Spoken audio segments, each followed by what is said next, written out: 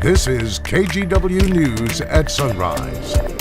Good morning and thanks for being here on this Sunday, and happy Mother's Day to all the moms out there. I'm Galen Etlin. Coming up here this morning, there's a renewed push for safety on Portland streets as traffic deaths double over this time last year. Plus, Legacy Emmanuel Hospital teams up with a nonprofit to beautify its backyard, a small step it hopes will change the neighborhood. But before all of that, Chris McGinnis joins us live at home for our Mother's Day forecast. Good morning, Chris. Good morning, Galen, and this morning we'll take you live to the Oregon coast. Here's a live look right now from Yaquina Bay, checking out the flat, calm water out near Newport. You can see the Yaquina Bay Bridge in the background and also kind of a slate gray sky over Newport right now. The Oregon coast is seeing a couple of sprinkles, and some of those are trying to work their way through the Coast Range as well. So parts of Washington and Clark County also seeing some sprinkles right now. Radar over the last 3 hours showing that trend. The live scan right now is showing even a couple more sprinkles up around Astoria and Ocean Park and Long Beach early this morning. All right, let's check out the sky cam over downtown Portland. It's mostly cloudy. Last check at the airport, it's 53. And elsewhere, waking up to 50 in Hillsborough, 49 King City. So the readings in the valley this morning, not nearly as cold as they were yesterday at this time. 36, though, kind of chilly out towards Baker City. The plan for our Mother's Day. Well, enjoy and call your mom and say hi and wish her a happy Mother's Day. And we may finish our day with a few sun breaks. We'll shoot for high this afternoon, right around 65, 66 degrees. Galen? All right, Chris, thank you so much. We'll see you in a few minutes. Our top story this morning, we are learning more about a police chase on Saturday. A Clackamas County deputy shot a man and a police officer was hurt too. The Clackamas County Sheriff's Office says the chase ended on Highway 213 in Oregon City around 6:45 last night. They're not releasing many more details though. They say the injured suspect was treated at the hospital and released to investigators. An Oregon City police officer was hurt. Police say the injuries were serious but not life-threatening. We don't know how the officer was hurt. The Clackamas County District Attorney and the Major Crimes Team are taking over that investigation. Well, twice as many people have died in traffic crashes in Portland this year compared to this time last year. And in one of the most recent crashes, a woman riding an e-scooter was hit and killed early Saturday morning. Police say the driver did not stop. Our Art Edwards reports. She just turned 32 on May 1st. The family of Megan McComb is heartbroken. She was riding a Lime scooter on Northeast Sandy Boulevard and 149th early Saturday morning when she was hit and killed by a hit-and-run driver while she was on the way to her father's house. Today, her father and other family members placed a cross at the intersection in her memory. They took away more than just a person and a person with a family, the support system for her brothers, for her sisters, for her cousins, her aunts, or her nephews and her nieces. Just there isn't a person in my family right now that doesn't feel robbed and isn't in a lot of pain. According to Portland Police, it was the 26th traffic fatality for 2021 in the city of Portland, a 100% increase over this time last year. 82nd Avenue in Portland has been deadly. It is the most unsafe street in the city of Portland to try to cross. As someone who walks everywhere in East Portland, I can tell you every single day, pedestrians are taking their lives into their own hands. 2 people have been killed crossing 82nd Avenue in just the last month. On Friday, a group called Oregon Walks hosted an online community rally to push for safety improvements. We know the street lighting is inadequate. We know the crossings are inadequate. We know the speeds are too high. We know that the lanes are too wide and there are too many lanes for these crossings. And it's predictable that people are going to die. ODOT announced new safety efforts Friday targeting 82nd Avenue. The plan is to drop the speed limit from 35 to 30 miles per hour between southeast Clatsop and northeast Killingsworth. ODOT will also look at installing enhanced pedestrian crossings and better lighting. To make those safety changes and others around Oregon, ODOT will ask for a one-time $10 million investment from the Oregon Transportation Commission. Art Edwards, KGW News. We head now to the coast here, where the Tillamook County Major Crimes Team is investigating a double homicide this morning. 2 people were found dead on Mount Heba Road. The sheriff's office says there's no suspects still out there, so the community is not in danger, but they're not releasing much more information beyond that.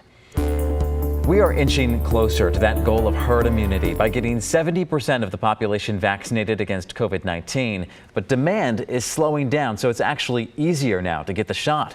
This was yesterday at PDX. OHSU is hosting events this weekend, and you can head out to the Red Economy parking lot today without an appointment again. The site will be open from 8 to 3.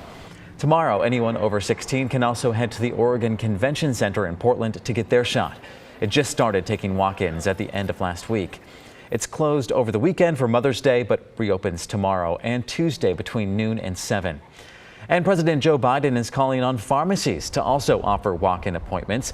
But we checked several locally and found most are not doing that just yet. We'll keep you updated. Medical professionals already do a lot to help our community, right? But a group wanted to expand their efforts outside the walls of their Portland hospital. Our Christelle Kumwe shows us how. We get a lot of gunshots, stabbings, all sorts of patients here. As a level 1 trauma center in the heart of the city, the staff at Legacy Emmanuel Medical Center sees a lot that troubles them.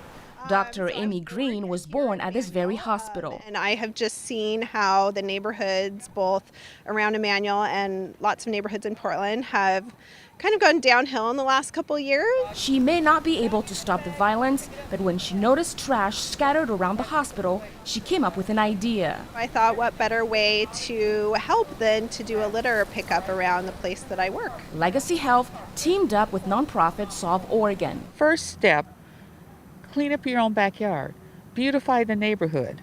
That's one small step in violence reduction. They took their first step Saturday morning with this litter pickup event to clean up the neighborhood surrounding Legacy and Randall medical centers. Well, this is good for the hood here, though. 50 or so volunteers equipped with garbage bags, litter grabbers, vests, and gloves helped out. I spend a lot of time here on the campus and in this neighborhood.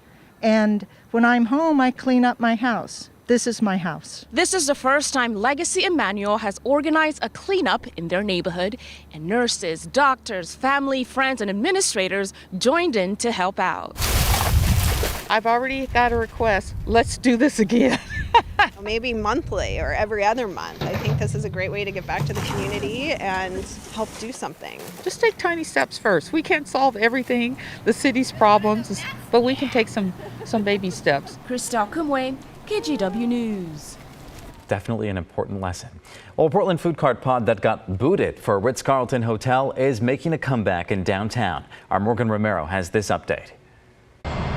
We can all agree downtown Portland needs life pumped back into it. This, Ankeny West, could be one way to resuscitate it. What's the best way to rebuild that restaurant scene?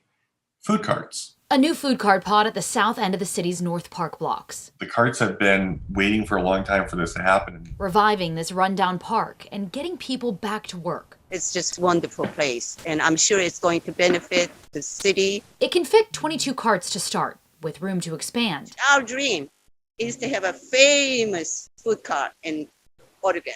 Making money is one thing, but I just love it. I enjoy it, and I'm very excited. Number One Bento is one of dozens of immigrant and BIPOC-run food carts once down the street on Alder. In 2019, they got the boot to make way for the new Ritz-Carlton.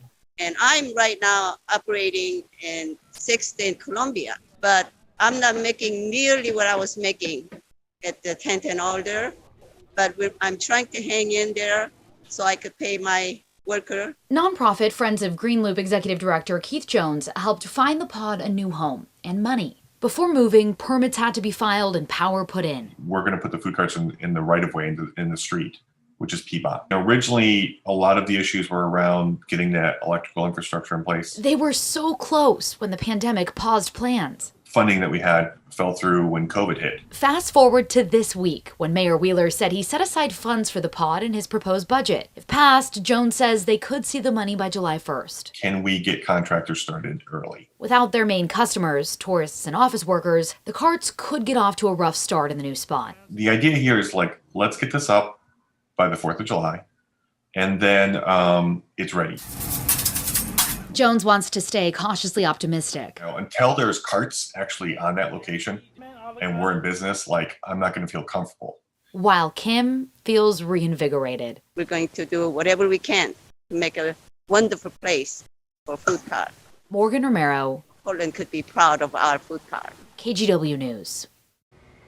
The food cart pod has a permit to use the park for 3 years, and Jones says it's essentially a pilot program. If it all works out, the city could do the same in other parts of town as well. We've got a lot more ahead here on Sunrise this morning, including this story. Communities around the region continue to recover after last year's devastating wildfires. So coming up next, we'll head to Lyons and meet a couple who have started to rebuild their dream home with a little help from friends.